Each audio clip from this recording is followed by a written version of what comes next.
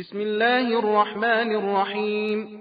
ولقد أهلكنا ما حولكم من القرى وصرفنا الآيات لعلهم يرجعون. فلولا نصرهم الذين اتخذوا من دون الله قربانا آلهة بل ضلوا عنهم وذلك إفكهم وما كانوا يفترون. وإذ صرفنا إليك نفرا من الجن يستمعون القرآن فلما حضروه قالوا أنصتوا فلما قضي ولوا إلى قومهم منذرين.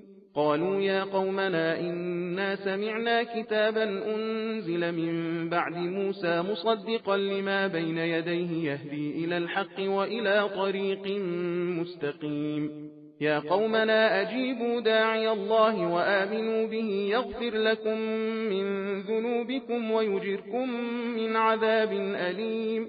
ومن لا يجب داعي الله فليس بمعجز في الأرض وليس له من دونه أولياء أولئك في ضلال مبين. أولم يروا أن الله الذي خلق السماوات والأرض ولم يعي بخلقهن بقادر على أن يحيي الموتى بلى إنه على كل شيء قدير.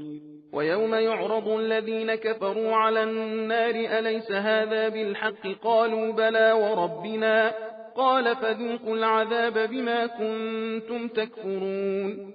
فاصبر كما صبر أولو العزم من الرسل ولا تستعجل لهم كأنهم يوم يرون ما يوعدون لم يلبثوا إلا ساعة من نهار بلاغ فهل يهلك إلا القوم الفاسقون. بسم الله الرحمن الرحيم. الذين كفروا وصدوا عن سبيل الله أضل أعمالهم. والذين آمنوا وعملوا الصالحات وآمنوا بما نزل على محمد وهو الحق من ربهم كفر عنهم سيئاتهم وأصلح بالهم.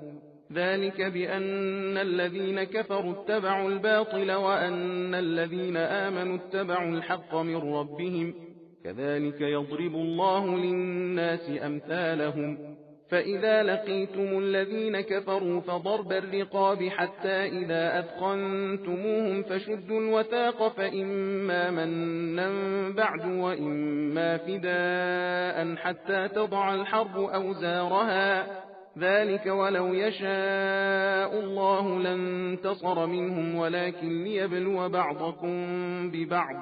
والذين قتلوا في سبيل الله فلن يضل أعمالهم. सबील कुरान हिदायत का रास्ता।